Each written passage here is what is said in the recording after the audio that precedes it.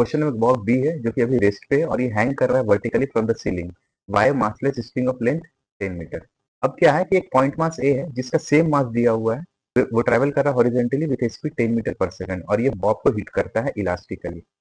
अब जो Bob B है वो राइज करता है h metre after the collision. हमें क्वेश्चन में कैलकुलेट करना है वैल्यू ऑफ 5h। इस क्वेश्चन को सॉल्व करने के लिए सबसे पहले हम लोग बी का वेलोसिटी कैलकुलेट करना पड़ेगा।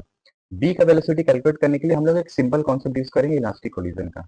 अगर इलास्टिक कोलिजन हो रहा है and if mass of colliding bodies are same then velocity interchange takes place. अगर मान लो एक पार्टिकल ए है और एक पार्टिकल बी है, इसका मास अगर दिया हुआ m, दोनों का मास अगर सेम है, एक का वेलोसिटी v1 एक का वेलोसिटी v2 है, आफ्टर द कोलिजन वेलोसिटी जो होगा ए और बी का वो इंटरचेंज हो जाएगा, यानी ए का वेलोसिटी अब हो जाएगा v2, बी का वेलोसिटी हो जाएगा v1।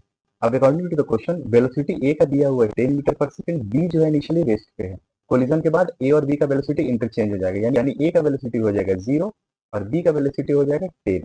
अब इस क्वेश्चन को हम लोग सिंप्लीफाई करके ऐसे समझ सकते हैं कि पार्टिकल का जो वेलोसिटी है वो तुम्हारे 10 मीटर पर सेकंड दिया हुआ है और पार्टिकल कितने हाइट पे जाएगा हमें ये कैलकुलेट करना है, करस्पॉन्डिंग हाइट कितना होगा ये कैलकुलेट करना है।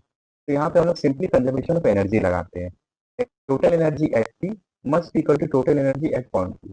तो टोटल एनर्जी पॉइंट टी पे क्या हो जाएगा, simply kinetic energy of the particle. तो काइनेटिक एनर्जी का वैल्यू हो जा रहा है हाफ एम वी स्क्वायर।